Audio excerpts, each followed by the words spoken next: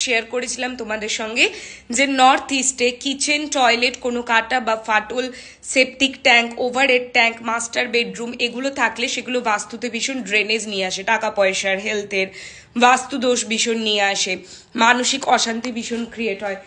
তো সেক্ষেত্রে তোমরা কি করতে পারো?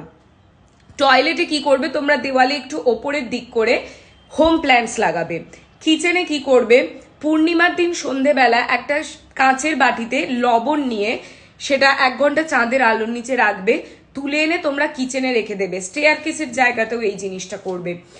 আর প্রত্যেক পূর্ণিমায় সেই বাটিটাকে তোমরা চেঞ্জ করবে। ওভারহেড ওয়াটার ট্যাঙ্কের পাশে তোমরা একটা তুলসী গাছ লাগাবে। আচ্ছা, বাড়িতে কাটা বা ফাটল থাকলে সেটাকে একটু ঠিক করে নিতে হবে।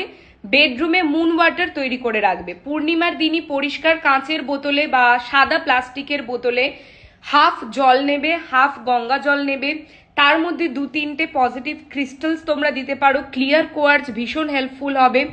সেটাকে 1 ঘন্টা তোমরা চাঁদের আলোর নিচে রাখবে এবং সেটাকে এই ইন্টেনশনে তারপরে তোমরা তুলে আনবে যে তোমরা বাস্তু পুরো ক্লিন অ্যান্ড ক্লিয়ার রাখতে চাও, কোনো নেগেটিভিটি যাতে বাস্তুতে না থাকে। সেই জলটা এনে তোমরা বেডরুমের নর্থ ইস্ট কোণ করে রাখবে। প্রত্যেকদিন সন্ধেবেলা পুরো বাস্তুতে একটু করে সেই জলটা ছেটাবে। নেক্সট পূর্ণিমায় আবার তৈরি করবে।